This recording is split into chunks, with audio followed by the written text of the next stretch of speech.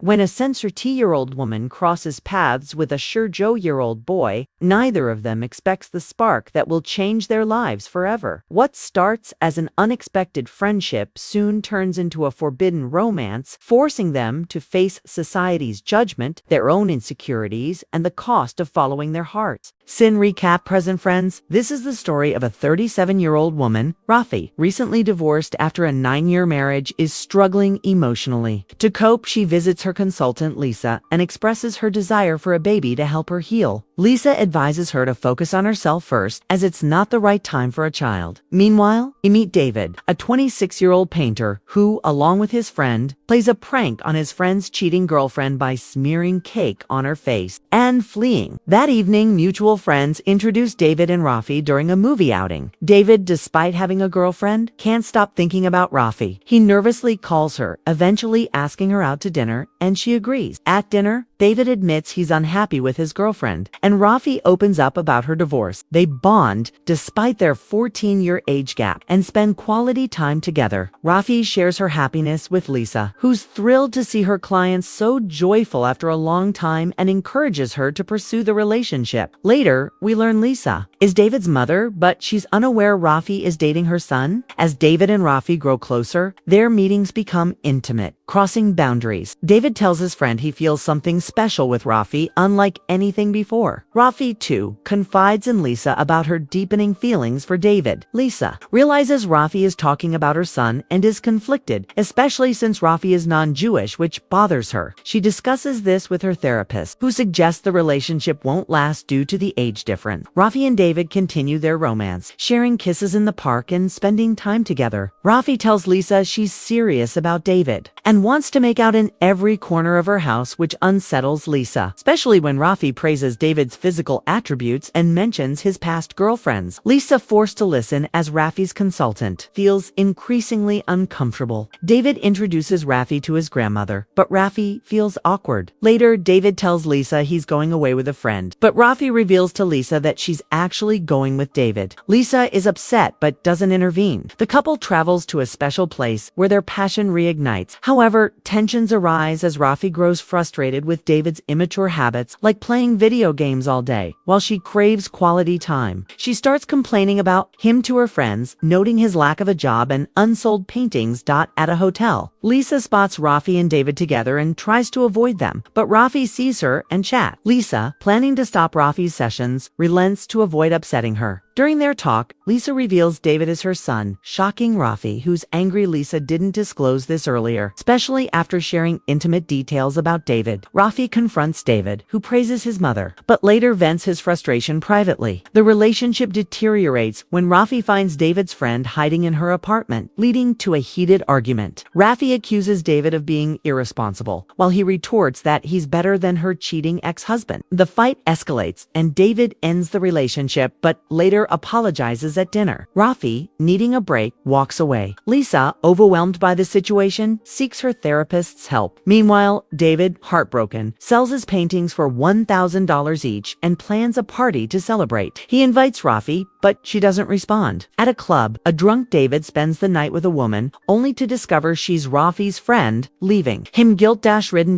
Days later, David and Rafi cross paths at a shop. Unable to resist, they rekindle their romance and decide to stay together. David takes Rafi to meet his family, who warmly accept her. At dinner, Rafi discusses her baby plans with Lisa, who again advises against it, citing David's youth and unreadiness for fatherhood. Rafi agrees to wait. The next day, Rafi learns David was intimate with a coworker. Heartbroken, she confronts him and he admits the truth. Feeling betrayed like with her ex-husband, Rafi ends the relationship. David, devastated, seeks Lisa's advice, not as her son, but as a client. Lisa suggests that if Rafi is his priority, he should win her back by fulfilling her desire for a baby. David apologizes to Rafi, who forgives him, but insists he's too young for the responsibilities of fatherhood and should focus on his career. She asks him to stay away for his own good, and he agrees. A year later, David visits the restaurant where he first met Rafi. Seeing her inside, he watches her through the window. Rafi notices him, smiles, and they both realize separation is best. David leaves, accepting their story's end. So, friends, what would you do in David's place? Would you give Rafi a baby? Let us know in the comments. Like, share, and subscribe to our channel, Film Addict, and hit the bell icon. See you in the next video.